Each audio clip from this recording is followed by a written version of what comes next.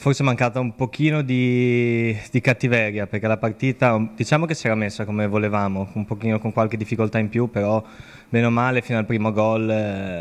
ce la siamo cavata e poi anche dopo il primo gol abbiamo avuto 2 o 3 occasioni per poter riaprire la partita. Però secondo me un pochino di cattiveria sulle seconde palle,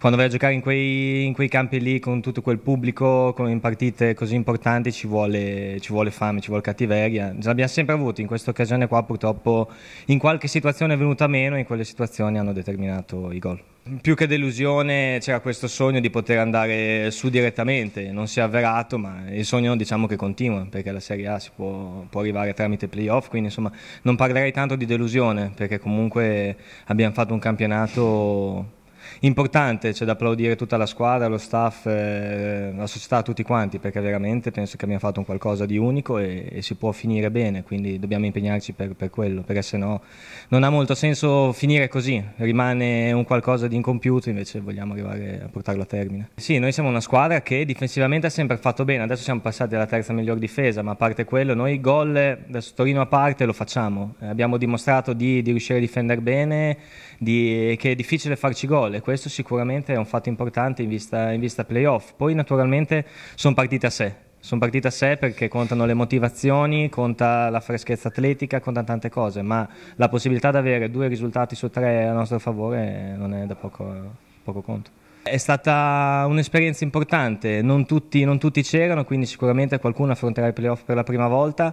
e sarà tutta una situazione nuova e sicuramente da parte nostra per chi c'era è un qualcosa in più, sappiamo che tipo di partite sono, si gioca ogni 3 giorni quindi è importante recuperare bene, tutti quanti sono importanti perché per forza di cose non tutti riusciranno a fare 4 partite in una settimana e mezza, 2 settimane, quindi insomma bisogna essere concentrati, farsi trovare tutti pronti e tutti carichi, cioè, ti ripeto, chi li affronta per la prima volta questo è un segnale dove deve dimostrare appunto che quello che si è guadagnato è giusto così e di meritare la promozione. Paghiamo questo fatto qua già ormai da quando siamo in Serie B, si sa, si va a giocare con piazze importanti, seguite da tanto pubblico e questo purtroppo, questo fattore casa, noi tra virgolette manca, anche se in questi 4 anni siamo riusciti comunque a far arrivare più gente allo stadio, a farci seguire da più persone, però sicuramente questo